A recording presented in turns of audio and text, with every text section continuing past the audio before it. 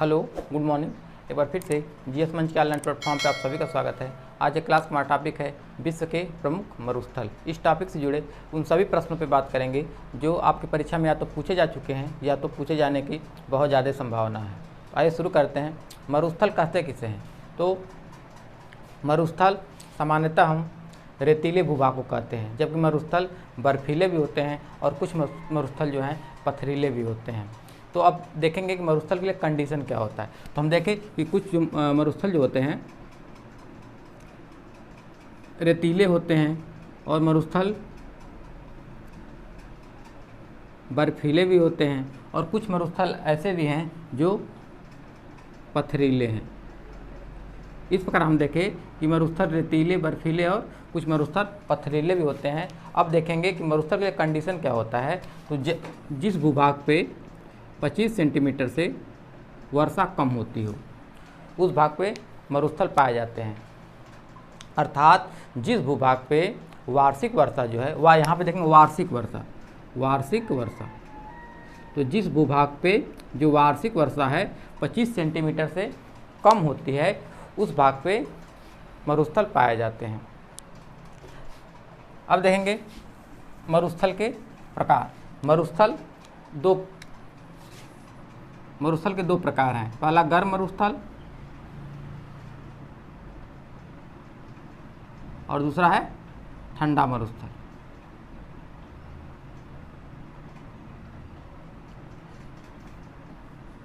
तो गर्म मरुस्थल की जो वनस्पतियां होती हैं उनको मरुद्भिद बोला जाता है। मरुद्भिद, जिसे जीरोफाइट भी कहते हैं, जीरोफाइट। तो मरुद्भिद या जीरोफाइट क्यों कहते हैं? क्योंकि गर्म मरुस्थल की जो वनस्पतियाँ होती हैं पानी के तलाश में उनकी जो जड़ें होती हैं बहुत गहराई तक जाती हैं, इसलिए इनको मरुद्भिद या जीरोफाइट कहा जाता है। इसमें जो वनस्पतियाँ हैं नागफनी, सेहुड़, ये जो हैं ये कैक्टस प्रजाति की हैं, कैक्टस। इसके साथ ही बबूल, बेर, बांस, पलास और मदार आदि जो वनस्पतियां हैं ये गर्म मरुस्थल की वनस्पतियां हैं। ये सभी ज़्यादातर जो गर्म मरुस्थल की वनस्पतियां होती हैं वो कांटेदार होती हैं, पत्ते वाली कम होती हैं। क्योंकि पत्ते वाली कम इसलिए कम होती हैं पत्ते वाली क्योंकि यदि अधिक पत्ते होंगे तो वाष्पोत्सर्जन अधिक होगा और इनको खुद पानी की अधिक आवश्यकता है। ऐसे में वाष्पोत्सर्जन ज़्यादा होगा तो और इनके लिए परेशानी होगी। इसलिए इनमें जो पत्ते होते हैं वे कांटे का रूप ले लेते हैं और इनके जो तने होते हैं वे गुद्देदार होते हैं। अब देखेंगे कि जो ठंडे मरुस्थल के जो वनस्पति हैं काई, लाइकेन, काई और लाइकेन। तो लाइकेन जो है यह कवक और शैवाल से मिलकर बना होता है। जो लाइकेन वनस्पति है ठंडे मरुस्थल की वह कवक और शैवाल से मिलकर बने होते हैं। अब हम देखेंगे कि पृथ्वी के किस स्थल भाग पे या किस भूभाग पे ज़्यादातर मरुस्थल पाए जाते हैं। पृथ्वी के कौन से ऐसे स्थल भाग है जहाँ पे ज़्यादातर मरुस्थल पाए जाते हैं? तो हम ऐसे देखेंगे पृथ्वी पे दो भूभाग ऐसे हैं जहाँ पे मरुस्थल ज़्यादातर पाए जाते हैं। पहला है कि जो भी महाद्वीप हैं, महाद्वीप के पश्चिमी तट पे, महाद्वीप के पश्चिमी जो किनारे हैं वहाँ पे मरुस्थल पाए जाते हैं। और दूसरा है कि मकर रेखा अर्थात 23.5 डिग्री उत्तरी अक्षांश से लेकर 35 डिग्री उत्तरी अक्षांश के मध्य और 23.5 डिग्री दक्षिणी अक्षांश से लेकर 35 डिग्री दक्षिणी अक्षांश के मध्य मरुस्थल पाए जाते हैं। तो दोनों का देखेंगे कि किस कारण से उन स्थानों पर ज़्यादातर मरुस्थल पाए जाते हैं। तो पहला हम देख लेते हैं कि महाद्वीपों के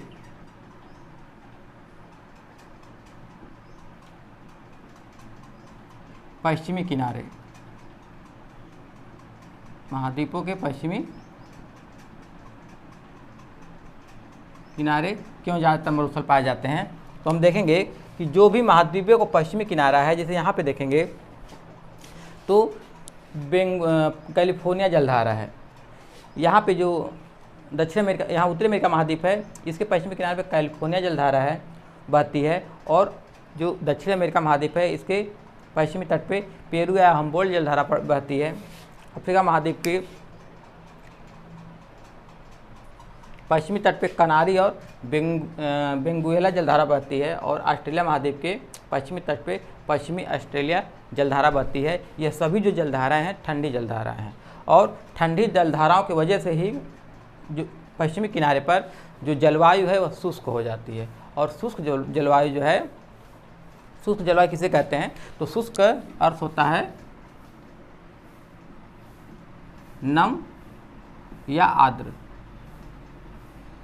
तो जहाँ की जलवायु नम और आर्द्र होगी वहाँ पे वाष्पोत्सर्जन नहीं होता है। जब वाष्पोत्सर्जन नहीं होगा तो बादल नहीं बनेंगे, और बादल नहीं बनेंगे तो वर्षा नहीं होगी। इस प्रकार जो पश्चिमी किनारे हैं ठंडी जलधाराओं की वजह से ही यहाँ की जलवायु जो है शुष्क है, जिसकी वजह से वर्षा नहीं होती है। इस कारण से इस क्षेत्रों में मरुस्थल ज़्यादातर पाए जाते हैं। इससे कथन कारण का प्रश्न बनता है। कथन है कि महाद्वीपों के पश्चिमी किनारे मरुस्थल पाए जाते हैं।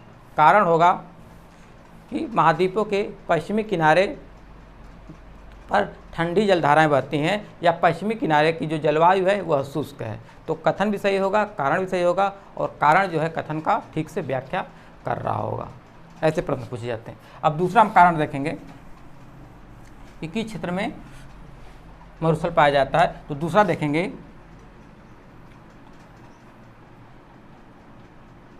यह पृथ्वी है, यहाँ पे 0 डिग्री अक्षांश रेखा जिसे विषुवत रेखा कहते हैं, यहाँ से 10 डिग्री उत्तर और 10 डिग्री दक्षिण, इसे विषुवत रेखी प्रदेश कहते हैं। विषुवत रेखा के 10 डिग्री उत्तर और 10 डिग्री दक्षिण के बीच वाले क्षेत्र को विषुवत रेखी प्रदेश कहते हैं। और यहाँ पे सूर्य का ताप सबसे अधिक पड़ता है, इसलिए यहाँ हवाएं गर्म होकर ऊपर उड़ती हैं और ठंडी होकर बारिश कराती हैं। तो इन क्षेत्रों में बहुत ज़्यादा पृथ्वी पे देखा जाए तो जो भूमध्य रेखी प्रदेश है या विषुवत रेखी प्रदेश है वहाँ पे सबसे अधिक बारिश होती है। कहा जाए तो प्रतिदिन, लगभग प्रतिदिन 12 बजे के बाद यहाँ पे वर्षा होती है।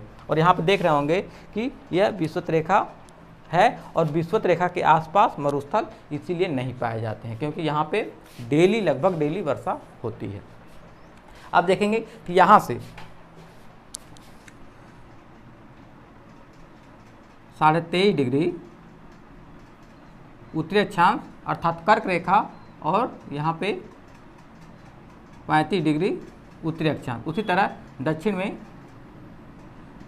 23.5 डिग्री दक्षिण अक्षांश अर्थात मकर रेखा, यहाँ पे कर्क रेखा है, कर्क रेखा, और यहाँ पे मकर रेखा, और 35 डिग्री दक्षिण अक्षांश। यहाँ उत्तर में 23.5 डिग्री उत्तरी अक्षांश से लेकर 35 डिग्री उत्तरी अक्षांश के बीच, और दक्षिण में 23.5 डिग्री दक्षिणी अक्षांश से लेकर 35 डिग्री दक्षिणी अक्षांश के बीच क्या होता है, यहाँ पे उपोष्ण उच्च वायुदाब पाया जाता है।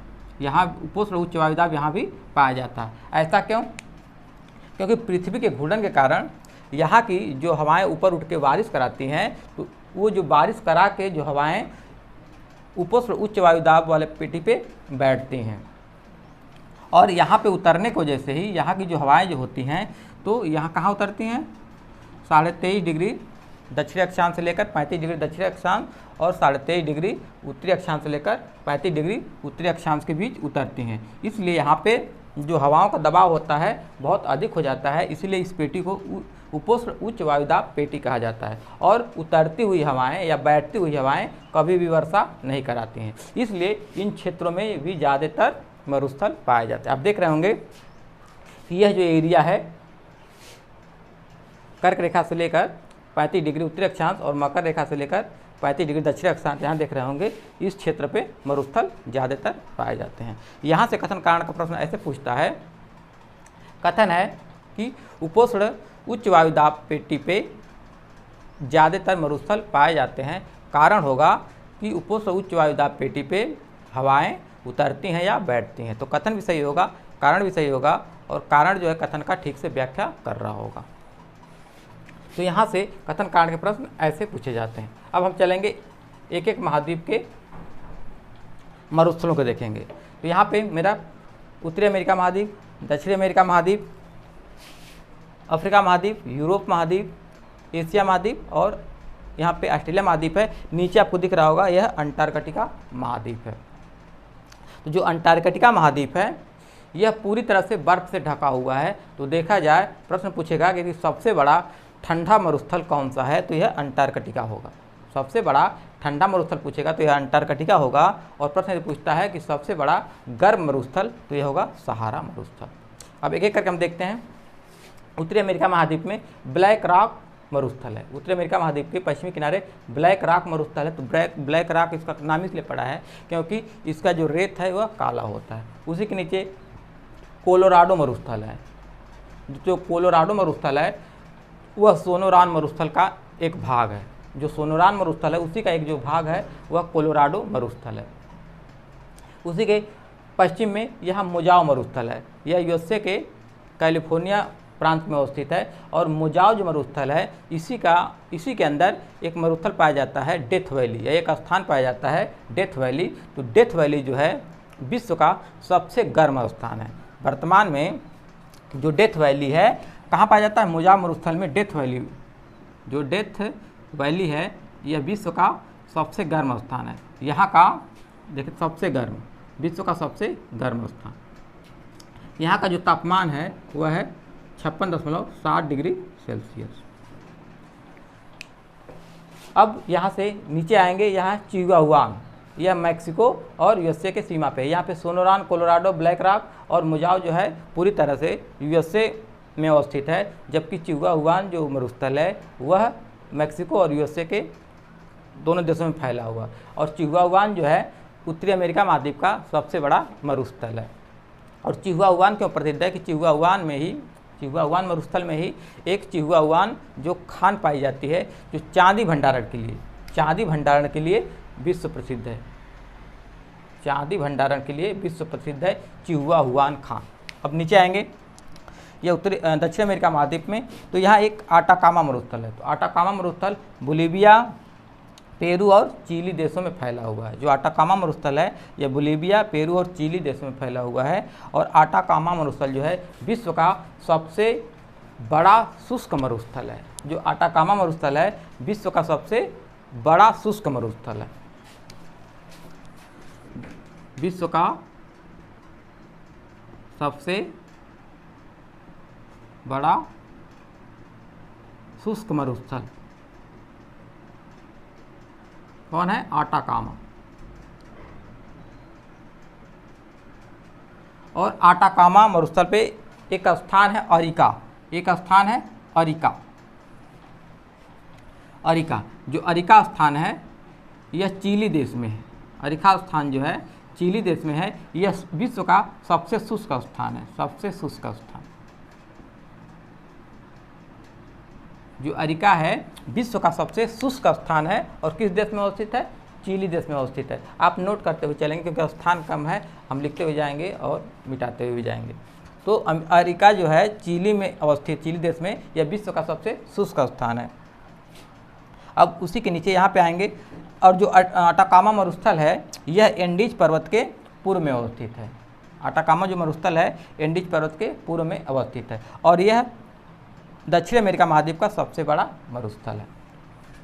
अब उसी के नीचे यहाँ पे पैटागोनिया मरुस्थल है। यह एंडीज पर्वत के पश्चिमी तट पे अवस्थित है। इसे गिरिपदीय मरुस्थल भी कहा जाता है। और जो पैटागोनिया मरुस्थल है यह प्राकृतिक तेल और प्राकृतिक गैस के लिए विश्व प्रसिद्ध है। जो पटागोनिया मरुस्थल है यह प्राकृतिक तेल और प्राकृतिक गैस के लिए विश्व प्रसिद्ध है और यहाँ पे भेड़ पालन भी किया जाता है, यहाँ भेड़ पालन भी किया जाता है। अब आगे बढ़ेंगे तो ये आता है अफ्रीका महाद्वीप। तो अफ्रीका महाद्वीप के दक्षिणी तट पे यहाँ पे नामीबिया देश है और नामीबिया देश में जो मरुस्थल अवस्थित है उसे नामीबिया का मरुस्थल कहा जाता है। और जो नामीबिया का मरुस्थल है यह पशुपालन के लिए प्रसिद्ध है, पशुपालन के लिए प्रसिद्ध है। और यहाँ पे नामीबिया मरुस्थल में हीरा पाया जाता है, हीरा पाया जाता है। अब नामीबिया मरुस्थल के पश्चिम में कालाहारी मरुस्थल है। तो कालाहारी मरुस्थल जो है मुख्य रूप से बोत्सवाना देश में अवस्थित है। जो कालाहारी मरुस्थल है विश्व मुख्य रूप से बोत्सवाना देश में अवस्थित है, जबकि यह नामीबिया और दक्षिण अफ्रीका देशों में भी फैला हुआ है। और जो कालाहारी मरुस्थल है यह क्यों प्रसिद्ध है? तो कालाहारी मरुस्थल में एक जनजाति पाई जाती है बुशमैन। यह बुशमैन जनजाति जो है बहुत खतरनाक जनजाति है क्योंकि यह कच्चे मांसों को खाती है। इसी के साथ जो कालाहारी मरुस्थल है यहाँ पे एक पक्षी पाई जाती है शुतुरमुर्ग। जो शुतुरमुर्ग पक्षी है बहुत ज़्यादा संख्या में कालाहारी मरुस्थल में पाए जाते हैं। अब आएंगे ऊपर, तो ऊपर एक अफ्रीका महाद्वीप का जो उत्तरी भाग है पूरी तरह से मरुस्थल है। यहाँ पे कम से कम 15 से 20 देश ऐसे हैं जो पूरे देशों में मरुस्थल पाया जाता है। तो देखेंगे अफ्रीका महाद्वीप के बीच में लगभग विक्टोरिया झील है जो तंजानिया, कीनिया और युगांडा 3 देशों के सीमा पे अवस्थित है। यहाँ से एक नदी निकलती है, उसका नाम है व्हाइट नदी। क्या नाम है? व्हाइट नदी। और यहाँ इथोपिया की उच्च भूमि है और यहाँ से जो नदी निकलती है इसका नाम है ब्लू नदी, इसका नाम है ब्लू नदी। और यह जाके सूडान की राजधानी खार्तूम में मिलती हैं और यहाँ से मिलके जब आगे बढ़ती हैं तो इसका नाम हो जाता है नील नदी। और यह सूडान होते हुए मिस्र के बीच से होते हुए भूमध्य सागर में जाके गिरती है। और नील नदी के पूर्व में और यहाँ पे लाल सागर है। यहाँ पे कौन सागर है? लाल सागर है। तो लाल सागर और नील नदी के बीच में जो मरुस्थल है उसे ईस्टर्न मरुस्थल के नाम से जानते हैं। यह जो मरुस्थल है यह ईस्टर्न मरुस्थल है जो नील नदी के पूर्व में और लाल सागर के पश्चिम में अवस्थित है। और नील नदी के जो पश्चिम में मरुस्थल है उसे वेस्टर्न मरुस्थल कहा जाता है।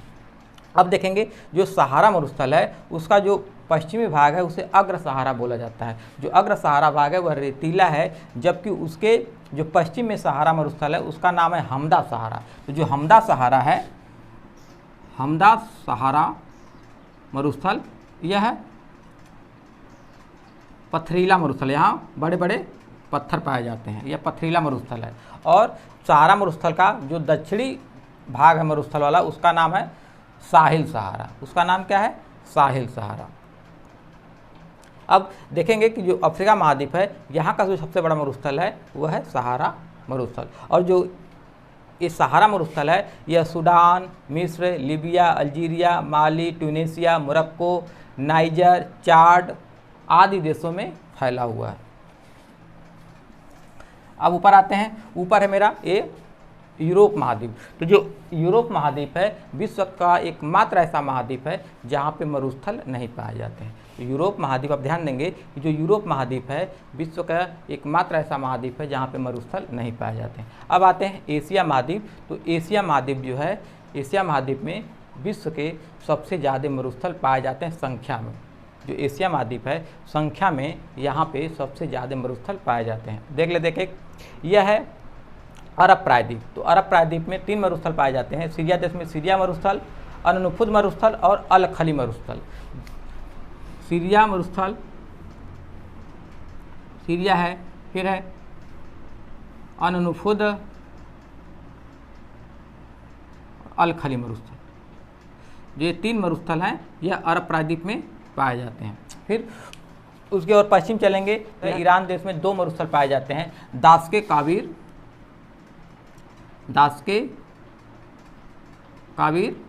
और दास्के लूत। यह दोनों जो हैं ईरान देश में अवस्थित हैं, और यह जो है अरब प्रायद्वीप में, अरब प्रायद्वीप। अब आगे बढ़ेंगे तो यहाँ पे काराकुम मरुस्थल है। दास्के काबिल मरुस्थल के उत्तर में काराकुम मरुस्थल है, जो तुर्कमेनिस्तान देश में अवस्थित है। जो काराकुम है यह तुर्कमेनिस्तान में है, तुर्कमेनिस्तान देश में अवस्थित है। उसी के ऊपर फिजुलकुम मरुस्थल है। जो फिजुलकुम मरुस्थल है यहाँ पे अरल सागर है, और अरल सागर के पूरब में फिजुलकुम मरुस्थल है। यह 3 देशों में फैला हुआ है, उज्बेकिस्तान,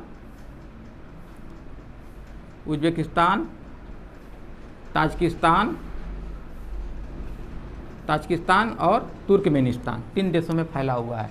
और इसके जब हम और पूरब जाएंगे तो यहाँ पे गोबी का मरुस्थल है। गोबी का मरुस्थल जो है मुख्य रूप से मंगोलिया देश में है, जबकि साथ में चीन में भी फैला हुआ है। तो गोबी का जो मरुस्थल है मुख्य रूप से मंगोलिया देश में है, लेकिन चीन में भी फैला हुआ है। अब नीचे आएंगे तो भारत का केंद्र शासित प्रदेश है लद्दाख।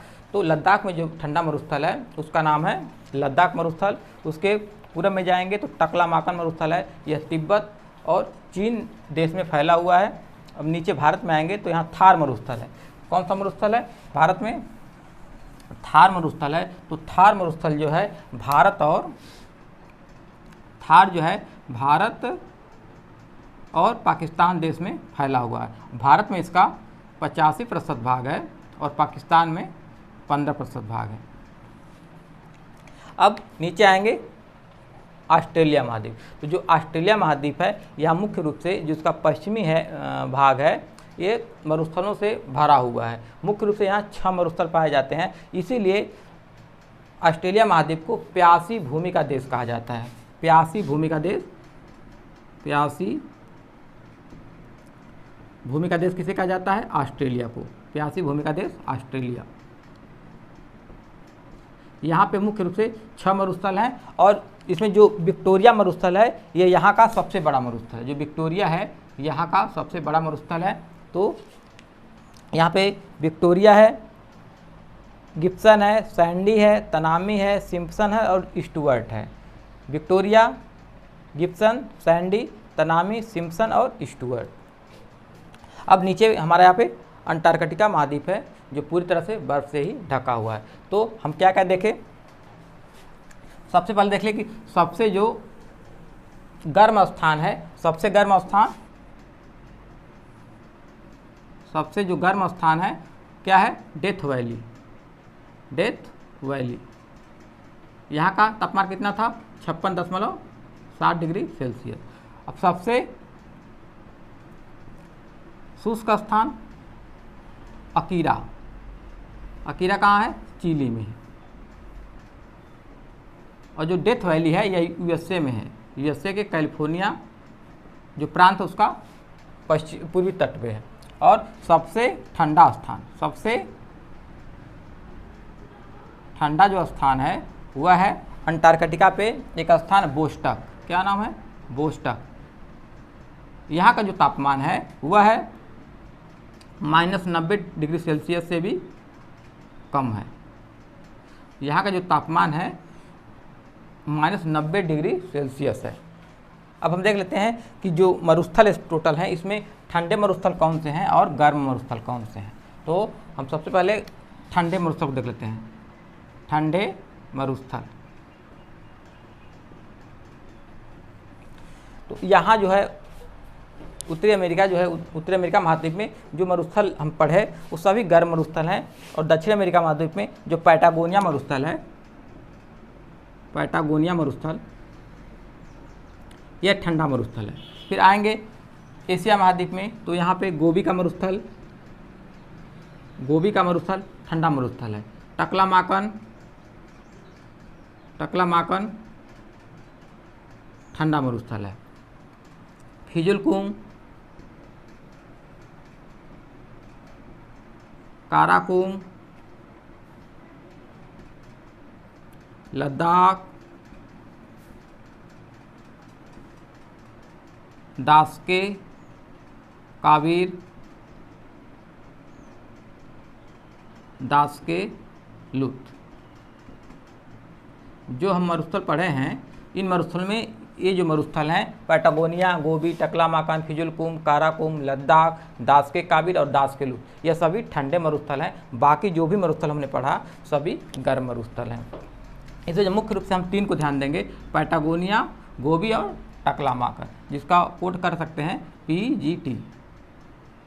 PGT याद करेंगे, पैटागोनिया, गोबी और टकलामाकान। बाकी भी देख लेंगे, फिजुलकुम, काराकुम, लद्दाख, दास्के काबिल, दास्के। इस प्रकार हम ठंडे और गर्म मरुस्थल को भी देख लिए। आशा है यह टॉपिक आपको अच्छी तरह समझ में आया होगा। Thanks to all of you.